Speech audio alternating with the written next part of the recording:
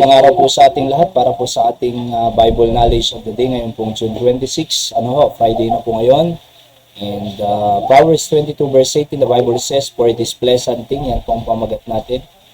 "If thou keep them within thee, they shall withal be fitted in thy lips."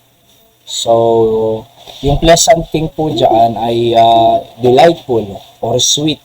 Yun po ang ibig sabihin niya. So, delightful, pagkinip natin, yung verse number 17, yung pinag-aralan natin kahapon. Ano yun? "Bow down thine ear and hear the words of the wise, and apply thine heart unto knowledge."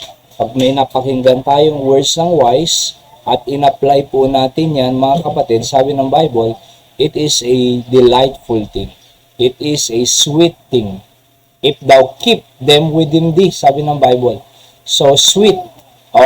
Sweet thing, delightful thing, pagkinip po natin sa ating buhay. Ano yung keep? Shamar sa Hebrew word.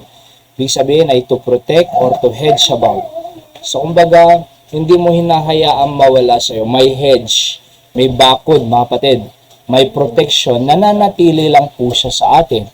Yung words of wisdom na yan, na ina-apply natin.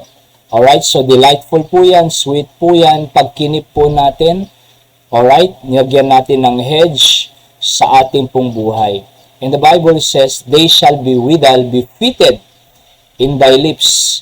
Yung fitted po dyan, kung sa Hebrew word, establish ang ibig sabihin, or fix or firm. So, fix sa iyong lips. Okay? At establish sa iyong lips. Firm sa iyong lips, mga kapatid. Napakaganda na pagka ang lumalabas sa ating bibig ay yung pleasant thing, yung delightful thing, yung sweet thing, di ba? Na naririnig ng ating pamilya, ng ating asawa, ng ating mga anak, yung pleasant thing na yan, na nasa ating buhay, na lumalabas sa ating bibig. Talagang titibay po, firm ang ating pamilya, fix ang ating pamilya, establish ang ating pong pamilya. Kung anong lumalabas sa iyong bibig, mga kapatid, sa inyong lips, ay yun ang ikakabuhay ng iyong pamilya. So, established, fixed and firm, yan po ang fitted dyan.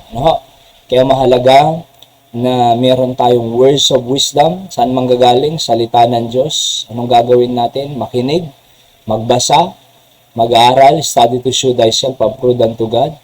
At hindi lang yan, i-apply. Diba? Pag nakikita ng ating mga anak yung application ng salita ng Diyos, yung pagiging mabait, pagiging kind, love, yung papagmahal, mapasensyado, may long suffering, may kasiyahan, may peace, may forgiveness, may understanding, merong sweet spirit, yan ang nakikita nila. So, yan po ang ikakabuhay nila. Kaya huwag nating hayaan lumabas sa atin ang pleasant thing na yan. Okay? Sa ating pong principles of the day, mga kapatid, applying the words of wisdom is an acceptable and pleasant thing in your life and to your family. Applying is acceptable. Alright? So yan po ang ating Bible knowledge of the day. Magandang araw po sa ating lahat. God bless po.